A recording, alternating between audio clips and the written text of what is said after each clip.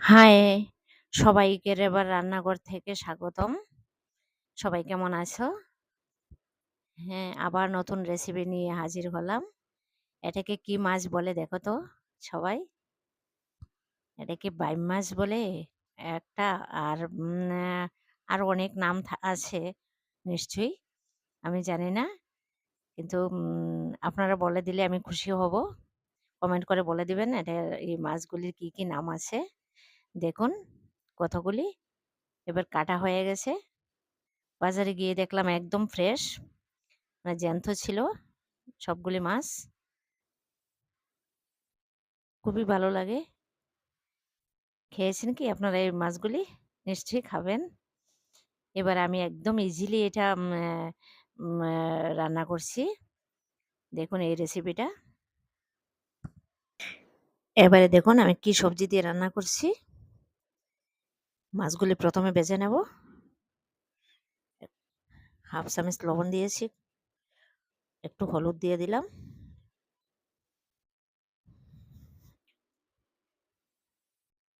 একটু তেল দিয়ে ভেজে নিচ্ছি।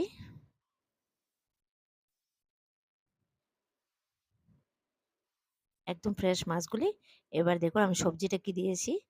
এটা আমি চাল কুমড়ো দিয়ে রান্না করছি। চাল কুমড়োটা হলো ঠান্ডা জিনিস, হেলথের জন্য খুবই ভালো, পেট ঠান্ডা থাকবে। আর এদিকে আমি মশলা করে নিচ্ছি।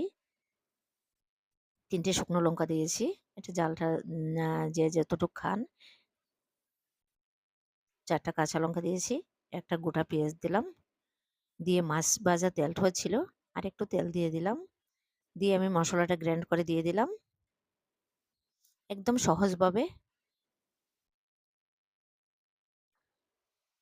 মানে আমার রেসিপিগুলি একদম ইজিভাবে আমি যেভাবে করা যায়, যারা রান্না করতে জানে না তারাও রান্না করে নিতে পারবে। এত সহজ, মানে আলাদা কোনো ইয়ে নেই। এবার আমি মশলাটার মধ্যে দেখুন হাফ চামচ নুন, হাফ চামচ হলুদ, 1 চামচ জিরা দিয়ে দিলাম। দিয়ে আমি মশলাটা ভালো করে ফ্রাই করব। মশলাটা থেকে তেলটা যখন ছেড়ে দেবে তখন আমি সবজিগুলো দিয়ে দেব। কারণ সবজিগুলো আমি আলাদা বয়েল করে নিই, এমনিতে বয়েল হয়ে যাবে। দেখো সবগুলি দিয়ে দিলাম। দিয়ে একটু ভালো করে মিক্সড করে নেব মশলাটা। দিয়ে আমি একটু ঢেকে রেখে দেবো। দেখো একদম কতটুকু কীরকম হয়েছে, একদম মজে গেছে।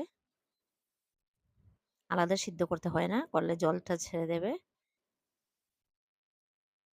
লাউ, চাল কুমড়ো এগুলি অতি সহজে বয়েল হয়ে যায়। দেখো একদম বয়েল হয়ে গেছে।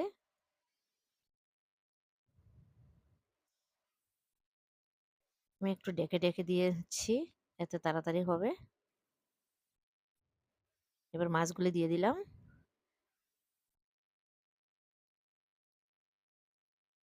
দিয়ে একটু নেড়ে নেব। তারপর আমি জলটা দিয়ে দেব।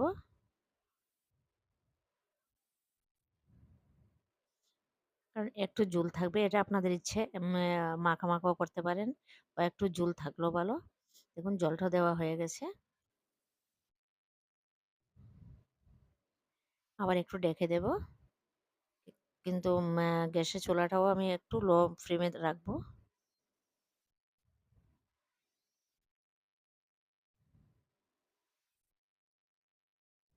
বয়েল হয়ে গেছে, জাস্ট একটু জাল হবে, আর একটু হবে। এই ছোট মাছগুলির মধ্যে ধনে পাতাগুলি দিলে মানে বলার মতো না, খুবই টেস্টি হয়। কিন্তু এখন ধনে পাতাটা একদম পাওয়া যায় না, সিজন শেষ হয়ে গেছে তো। কিরকম লাগছে আমার রেসিপিটা বলবেন কমেন্ট করে সবাই। আর এই মাছগুলির কি নাম একটু বলে দিলে আমি খুবই খুশি হব। দেখো একদম ঠান্ডা, একদম মানে একদম পেট ঠান্ডা থাকবে, অনেকটা শুক্তো টাইপের, যেরকম খেলে ইয়ে হয়, পেটটা ঠান্ডা থাকে। আমার রেসিপিটা কেমন হলো বলবে। সবাইকে ধন্যবাদ আমার চ্যানেলটা দেখার জন্যে। আর নতুন বন্ধুরা একটু সাবস্ক্রাইব করে দেবেন, লাইক শেয়ার করে দেবেন। এতে আমার ভিডিওটা সবার আগে আপনাদের কাছে পৌঁছে যাবে। সবাইকে ধন্যবাদ।